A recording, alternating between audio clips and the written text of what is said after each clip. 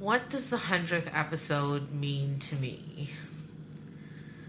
Well, I feel like I have a lot of trepidation and a lot of anxiety about where I'm going. I'm happy about where we've been and what we've done, but 100 episodes is really intimidating, and I'm feeling a lot of fear.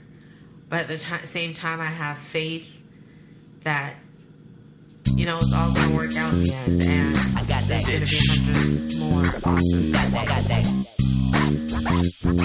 I got that. Dysh. I got that. Dysh.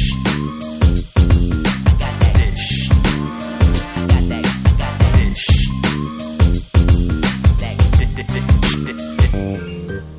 Hey y'all, it's Onika, and I am flying solo today. I have a guest though. We have a guest in the house. It is Cousin Kim. Oh my gosh, how I've wanted you on this show for so long. It took 2 years, but here you are. How are you, Kim? I am great. I'm happy to be here. I'm so happy for you, proud of this that you're doing and all the people that you are impacting, and the fact that it represents so much of your growth, your development, your thriving, your love energy, and your queen bee, like we always talk about, self. Queen bee. So keep flying high, cuz I'm so proud of you. So, just so you have an idea, Kim is more my sister, my big sister, than she is my cousin, and she's my mom's sister's daughter. So that's how we are our cousins on my mom's. She's one of my 51st cousins. We have so many of them, and almost all of them have been on the show, it feels like. But I'm so excited to have you here to talk about, we have these amazing conversations, guys. Like, you wouldn't even believe. Kim is the person who, and I want to just say this before we get into things. I'm feeling very emotional today. Kim is the person who, when I was at my lowest of lows, she would invite me into her home, and we'd do what we're going to do after this show is finished. We'd make vegetarian pancakes and preserves, and we'd sit in the kitchen, mostly her cooking, because y'all know I can't cook. Y'all know I burn a pancake. So, and we would just talk about life and, all the important things in life and the direction that I was going in. And she had faith when I had fear. Amen. She had faith when amen. Won't he do it? Yes, he will. But when I had so much fear and trepidation in my heart about the direction my life was going in, you always had faith in me. And I just want to say thank you so much for that. And thank you for believing with me, because that's why you're in this moment, and that's why you're continuing to thrive, because it only takes an ounce of faith. And you had it, whether you saw it or not. And you're continuing to have it, which is why you're thriving and growing and getting stronger and taking a whole bunch of people on your wings. Whew. These are wide wings. They're very wide. So how would you define fear? It's such a wide range. In fact, one of the main things I would say is everybody is familiar with, being that scared child who thinks there's a boogeyman in the closet, basically. Mm-hmm. And we've all had the experience of knowing that there's an unknown, and instead of being curious or interested or exploring about it, we chose to take a different route and say something wrong, bad, or ugly is out there, and it's either going to get me, hurt me, or whatever those thoughts are that we develop about it. And so, to me, fear is those thoughts and decisions that we make about something that makes it either harmful, wrong, or bad, whereas we could have taken an opposite or different perspective about it and just really engaged it and learned what it had for us, whether good or bad, and say, and trust ourselves, which I feel is the opposite of that, to deal with whatever was in front of us. So fear is just that. It's the boogeyman. We walk around with this boogeyman, and we're always kind of deciding that something is going to go wrong, bad, or that the universe is working against us, not for us. And it's 1,000 stories that we tell ourselves that make us have to climb upwards instead of feeling like we're supported and able to go forward that way. I feel like... What does fear mean to you? Fear's my inner critic. Fear is that like you said, boogeyman is a good description, but fear is what I see sometimes when I look in the mirror, because I think, and we had a great quote on the show last week for self-sabotage, where it was from someone anonymous. I'm going to take it on as a daintyism. But it said, you fear success as much as you fear failure. So I don't fear failure. I failed a million times. And I somehow managed to pick myself back up and keep going. But when success comes, when 100 episode comes, like, that's when I start feeling like, holy shit, like, I'm so scared of what the future is going to hold for me right now. And I start doubting myself. Fear is self-doubt. Yeah. And I start doubting myself and thinking, maybe I can't reach the limits or the limitlessness of, where I'm supposed to be going. I find it very challenging to overcome that one specific fear, that fear of being successful. Because when you do that, you block your blessings. Like, you block your blessings, and, you don't take opportunities to, like, do things to further your end game, to further your goals, and to further your dreams. Fear stands in the way of a lot of things, and it has stood in my way for many, many years. I feel like only in the last, probably since I've been doing this podcast, because I was terrified of this. I'm sipping water. Give me a second. Terrified, but you leaned into it, right? But I leaned into it. But I was terrified of putting myself out there, of telling my story, of, there was so much shame, and, like, fear is shame too. Like, there's so many elements, like you said in the beginning, to it. And I didn't know if I wanted to put myself out there in that way. And then I really sat with myself, and I'm like, what do you have to lose? Like, exactly. What's on the other side of the fear? Yeah. The grass might be greener on that side. So just take the leap, and I did. And since then I've been taking more and more leaps. It was when I was in my early, my late teens, I think it was, that I came face to face with the idea that you can feel fear and you can do it anyways. You really can move into the fear and just keep going forward, one foot in front of the other. Just know what that next step is, and just take that next step despite fear. Alongside fear, if you want to call it that. Mm-hmm. And that changed my life, really. Just to be able to say, you know what, fear doesn't have to stop me. I actually can feel it and acknowledge it and keep moving despite it or with it.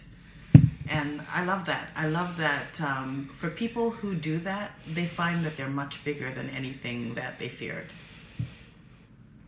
Yeah, there's a book called Feel the Fear and Do It Anyways. That's right.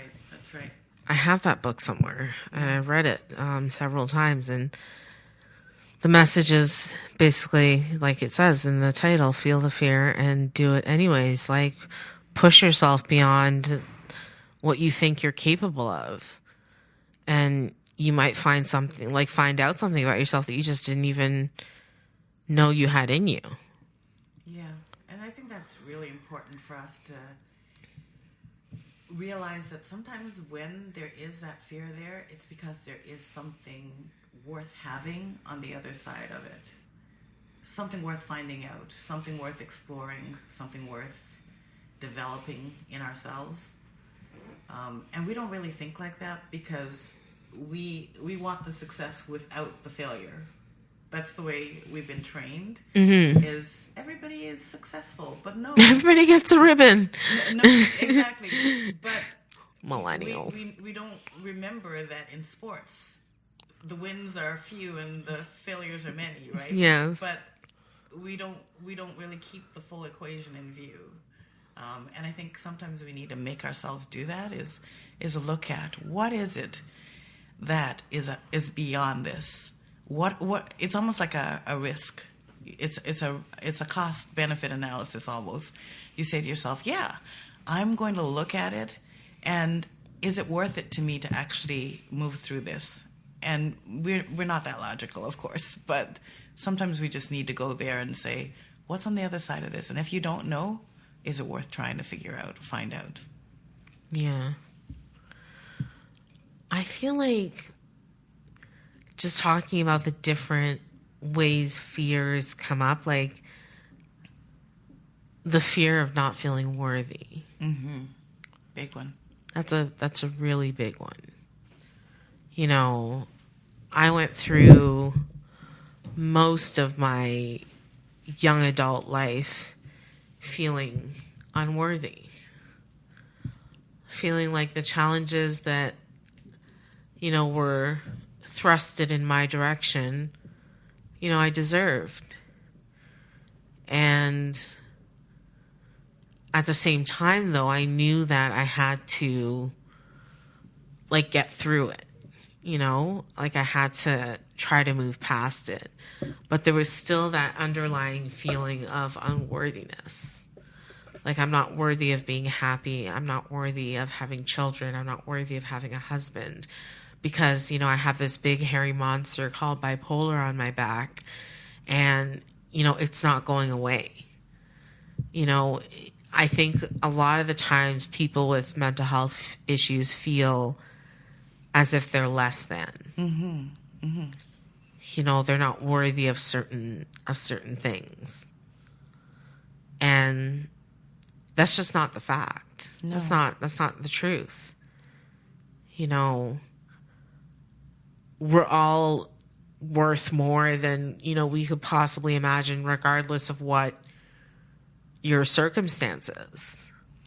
And we almost have to untell the stories that we've told ourselves. Mm-hmm. So the one story about not being worthy, it also comes from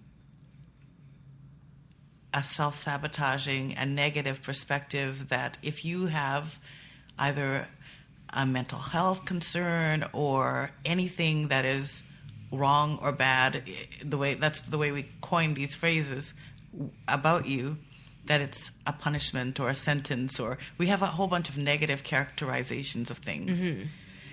And you can recreate your own story, like, because some people take the exact opposite approach. They take the idea that anything that I've been through, whether it's a mental health challenge or an adversity or whatever it is, it's for my good. It's for my strengthening. It's a badge of honor that I wear, that I've come through it. And it helps other people. And that's a completely opposite story that I'm telling myself from one perspective versus the other. Mm-hmm. And what we need to know is that we control our story. Yes. We control the story that we tell ourselves. The narrative. The narrative. And so if you're telling yourself a narrative that is minimalizing and self-sabotaging and is causing you to feel insecure, bad, unworthy, explore the story. Rewrite it. Chip away at it. And that's your journey. That's your work. That's what you get to do to bring yourself.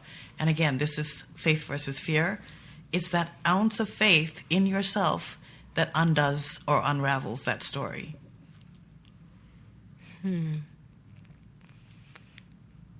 Little by little, you allow yourself to unravel the story. You just say, I question that. I don't agree with that. That's not my belief. What if it's not true? And you chip away at it.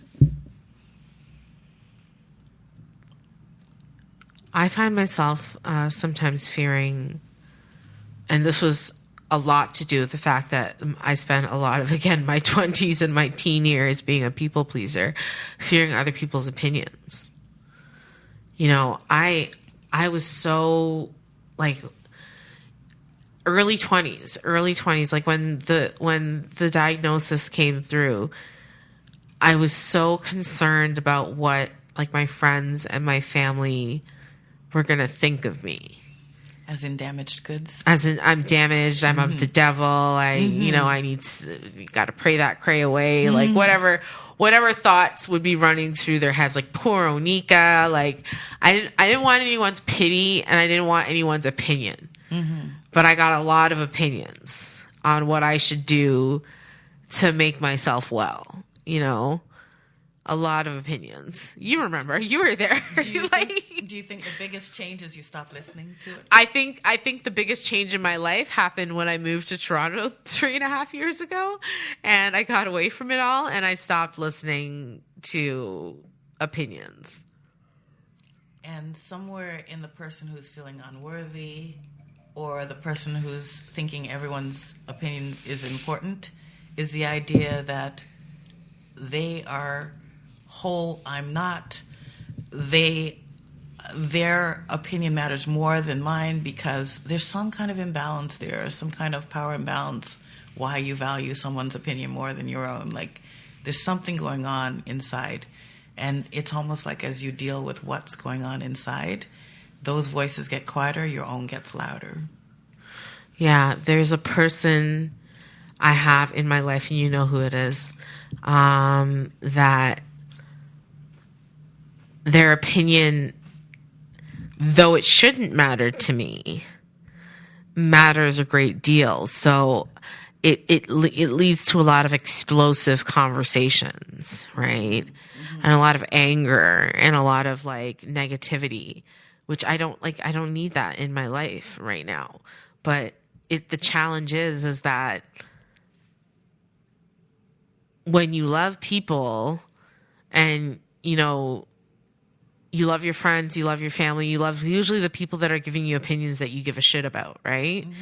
It's hard to drown out those opinions, right? It's really challenging to drown them out and to see that the best thing for you is to simply not listen.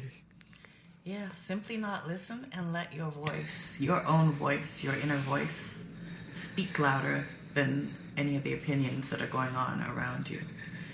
Because when your inner voice speaks loudly, it's not negative, it's not self-sabotaging, and if it is, that's the work that you're working, that's the journey, that's what you need to be working on, not work. We think we're battling the opinions that are outside of us. No, actually it's the voice inside of you that's your bigger fight, your bigger battle. Your inner critic. And once you deal with that voice, all the other voices are put in their places. Oh, that inner voice it can do some serious damage. But I remember a time where I think my inner voice was screaming at me like, I'm going to talk about the fear now of being alone. That because of my condition, I was destined to be by myself. And I'm still by myself right now. Like, I'm single, living it up, but loving my life, living it up in the city, loving my single life, but at some point, I might, like, no man's an island. And at some point I might want, someone in my life in that way. And I think I've always feared, like, not dying alone, just being alone. Like, but then I think to myself, am I really ever alone with the amount of family? With the amount of family I could bug on the phone on a regular basis? But that partnership part, the what I'm talking about. Yes, you fear that it's never going to come to pass for you. Yeah. You know what I remember? I remember the day that you were going to be, you had your interview for Bell Let's Talk. Oh. And what comes to mind is how you listen to yourself have an excellent interview with them, and then in the next moment created this whole story about how it was never going to happen. There were too many people. It was 1,000 people, and of course they're not going to pick you. And you went on and on and on. I went on. And I said to you, listen, I've never known Anika Dainty to give a bad interview, number one. If anybody can talk, she can talk. Amen. And then I also said to you, why not you? And that's the same conversation when it comes to a person in your life. Why not you? Why not you? Why don't you deserve happiness? Mm-hmm. You know? Why can't it happen for you? Why can't it happen for me? It has to be able to happen for all of us. We're all children of God, if you want to put it that way, or whatever. Whatever, you know. I mean, I'm not in any way isolating whatever people's belief systems is, but there's that faith, 1 ounce of faith that tips it in the direction where it can happen. Mm-hmm. Versus the idea that, and there's so much inside that you can and will work through about why you think it shouldn't happen, but sometimes you don't even have to take on that battle if you have the 1 ounce of faith. Because that 1 ounce of faith makes it possible, and if you hold on to the possibility, that becomes a vibration. And remember what I said. You believe, you receive, and if you can believe, you can receive. The belief opens the gate for you to actually be able to receive whatever it is you're believing for. Mm-hmm.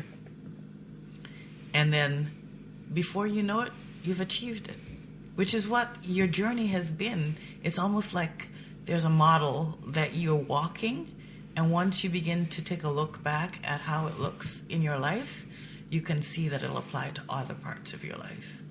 Mm-hmm. Mm-hmm. Now, I think, like, currently, my biggest fear is opportunities. I think I worry about the fact that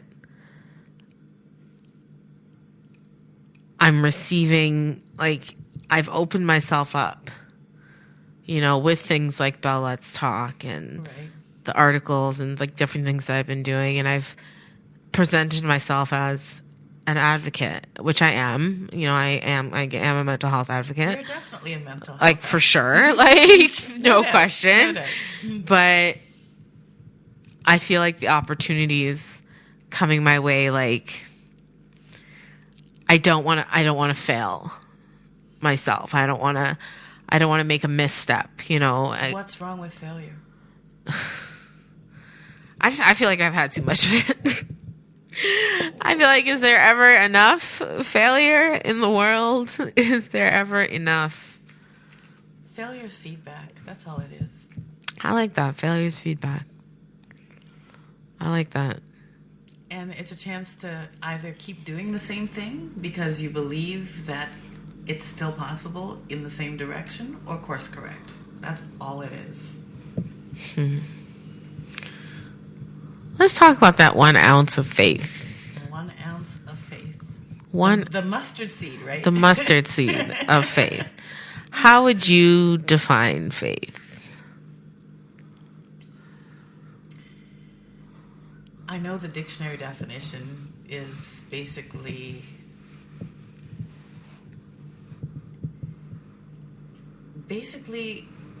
not being able to see something, but knowing, believing, etc., that it's there, right? Mm-hmm. So it's, you know, absence of any cues, visual or whatever, auditory, whatever it is that tell you that it's there, you still believe that it's there. One of the ways I think about it in my life is there's so many things that unfold in your life that are just what feels like it's around the corner. So I can't see around the corner, but it's still there. Mm-hmm. So for me, faith is the belief that whatever it is that I need will be provided. And the opposite of that is that perspective of lack, where you don't believe.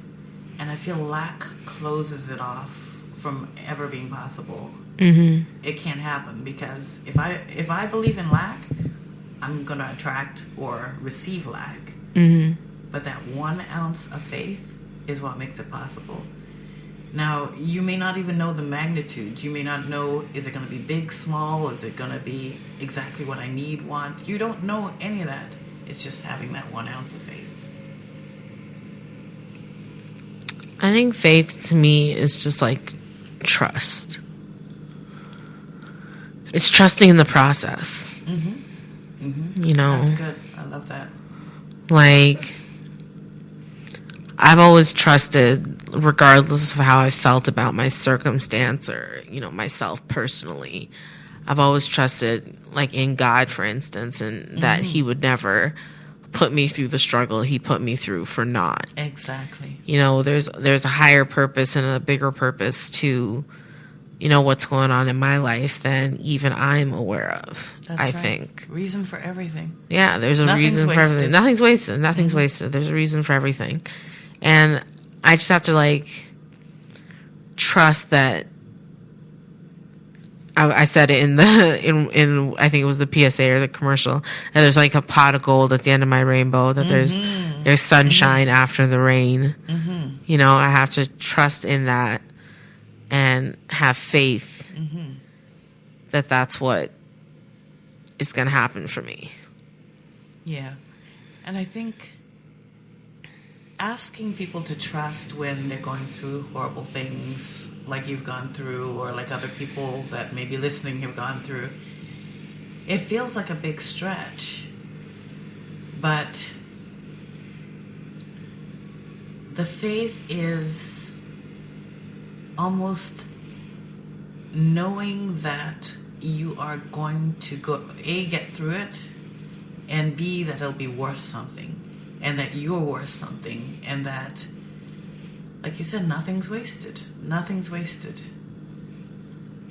And there is a bigger purpose behind it, and that in the same way that a horseshoe goes through fire basically to get bent up, to be useful in its life, in its horseshoe life, we're almost like that. We're being made into something through all of our cumulative experiences that's worth something, that's going to be valuable to other people in our lives, etc. And I think faith is also making yourself vulnerable. You know, like letting down your guard a little bit to let something in, you know, to let that light in that will let you know that whatever it is you're going through, whatever is happening in your life, like I said, it's not for naught. Like, there's a reason. There's a reason. Everyone has a reason. Everyone has a season. Like, and you know, just I think having that vulnerability and allowing yourself to believe. And vulnerability is not brokenness. It's not weak. It's not bad. It's strong.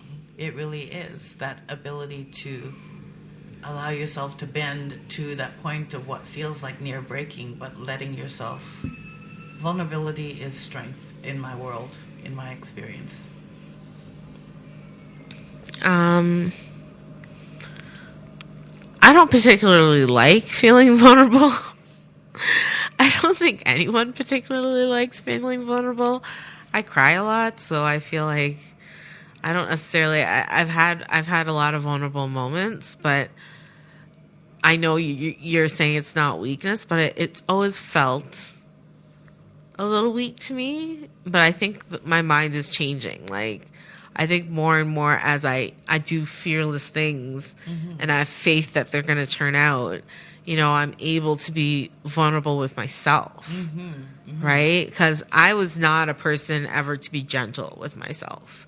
You know that. I'm very, very hard on myself, and I've been a lot kinder and a lot gentler in the last couple of years, and I think it's allowed me to overcome a lot of the fears that I have, even though I still have, several that mull around in my brain, but it's also opened me up to the fact that if I have faith, the things that I want to achieve and that I want to accomplish are going to come true. Like I said it at the top of the episode, 100th episode is today, and I feel elated by this fact, and I feel nervous by this fact, and I feel, proud of myself and proud of this project. We're building a community, and that is not easy. That is not an easy feat, and no matter how big or small that community is, I know that I'm making a difference in people's lives, and that's allowed me to be fearless in what I'm doing as well. And I still hold the vision with you, because this is part of a bigger journey that you've shared some other things you want to do with me. And I know it's all unfolding. Sometimes that vulnerability is you come to a moment where you can't really see 3 steps in front of you. You can't see how it's going to unfold. You can't even see where those resources are going to come from, or you know something needs to change and you can't see the solution yet. And it's being able to sit in that and stay focused and stay sharply committed to the fact that you're meant to do this, and that therefore the resources must follow, they must show up. It's almost like a dare. You're like daring the universe. Like, you put me here. You're going to make sure you're going to have to deliver the rest of the way. How else is it going to work? You know what I mean? But I can really appreciate what you were saying about vulnerability feeling very raw, because you don't always have all the answers. You really don't. So true. So true. So, fear and faith. I think that's it. Yeah. So, but with faith, again, I feel like we all have the opportunity to choose which switch, how we switch it up. Is it going to be fear? Is it going to be faith? And allowing yourself to see exactly what's in front of you, what fears may be in front of you, and realize that right beyond that, if you allow yourself to just move right through it with fear, you could. There's another book, by the way, that talks about doing it with fear. And that's a nice theme, because so many people lose the battle because they try to beat fear, right? Try to step over it, try to step around it, all of that. But you know what? It can be your ally. You can actually say, you know what? I can do it with fear. I do it with fear every day. Every day. There you go. I do it with fear in my heart every single day. Yeah. But I also have faith that sits right beside it. Faith is the key. Right on top of it. Faith is. Yeah. So. Yeah. Yeah. Well, if you guys want to ask my cousin Kim, because she's so knowledgeable about so many different things, and we will definitely have her on the show again for a new topic on a new day. But if you want to reach us, you can reach us at dysh at daintydysh.com. That's DYSH at DAINTYDYSH.com. If you're listening to us on Apple Podcasts, give us a 5. You deserve a 5. And if you're listening to us on any other platform, SoundCloud, YouTube, Google Play, etc., give us a like, subscribe, a love, but definitely reach out. We'd love to hear from you. And I think that is it. JR usually does this part, so if I missed anything, I'm sorry. Chair is not here today, so I'm doing it. But that has been our talk on fear and faith. And I was so excited at the beginning of the show, I forgot to mention that this was our All Kinds of Crazy Wednesday episode. So now you know. Thank you so much, Kim, my sister, my love, for coming on the show. Is there anyone you want to say hi to, a shout out to before I sign off? So props to you. Shout out to my moms and the strong women that we have all been legacy. We've all been gifted with this amazing family that shows us how to live as family and as siblings like we are right now. So shout out to all of them and to the men in our lives who are kings, and the king that's coming in from my cousin. I will also bring that up. We'll see. All right. We'll see. Thank you, Kim. Hey. Thank you for coming. Well, that has been the dish of the day. I hope y'all have yourselves a very, very, very happy hump day.